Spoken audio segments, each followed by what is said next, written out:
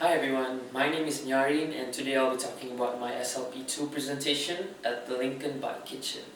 So I'm going to start with my experience so far. So my experience mostly consisted of inventory work. So basically it's sorting out the bikes, making sure everything's in the system, keeping count of all the bikes, and and after that I also involve myself in a lot of repair and maintenance work. When new bikes come over, I fix them up, and then we put a green tag on them so they're ready to go. That's pretty much it from my experience. And the interpersonal skill, which I would say is really crucial, was learning from experience. Here's why. So bikes are not really that easy to fix at first glance. It takes some sort of experience, and the trick is the tools. You need to know which tools to use and how to use the tools. So that definitely has a learning curve to it, but as you progress, you would know what to look for when the bike comes over. You basically have a mental checklist. So let me tell you a story about when that interpersonal skill became really important. So it was this Sunday where I arrived at the bike kitchen and I met Bob. So Bob is this great guy, which I'll talk more about later.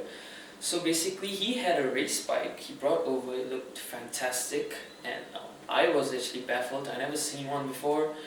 So instead, what we usually do is actually the mechanic looks at the bike, he tells us what's wrong with it, and we usually take orders on what to do. But here's what Bob did. He did something really different. Instead, he told me, what do you think is wrong with the bike? He wanted my opinion. So he wanted me to identify potential fixes. So I was first shocked, but then I realized that I've done this before. I have a mental checklist. So first I check the stem of the bike, I check the brakes, I check the gears, and eventually I noticed there was something wrong. So the tires and the brake pads weren't aligned, and for that you need a really special tool. It's called an offset brake wrench. And when I told Bob that, he was really impressed that I remembered that from the last time we worked on a bike. So yeah, without experience, I couldn't have known all those stuff and what to look for. Moving on, I'm going to talk about my personal assessment. So let's start with what I love. So the number one thing I love is the mechanics. They are amazing people, they're so warm-hearted, and Bob is one of the people that I really love there. So let me tell you why. The other day, me and Bob sparked an important connection. So what happened was, he started talking about cars, and we both discovered we had an enthusiasm for cars. And he showed me his Cadillac back at home. He started talking about his family, his wife and kids. And he asked me where I'm from and my family. So yeah, that was an important moment, and I really value moments like that. So yeah, that was really precious to me.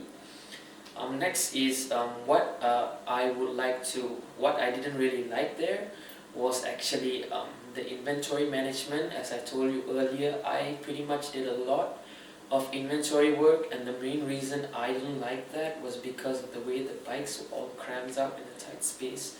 So that was a bit unpleasant. I had to scooch in and cram myself up with all those bikes. Yeah, and I would propose a better way to arrange them. What I would like to improve was actually coming earlier. So what happened was, I usually come 1 hour after the volunteer session started.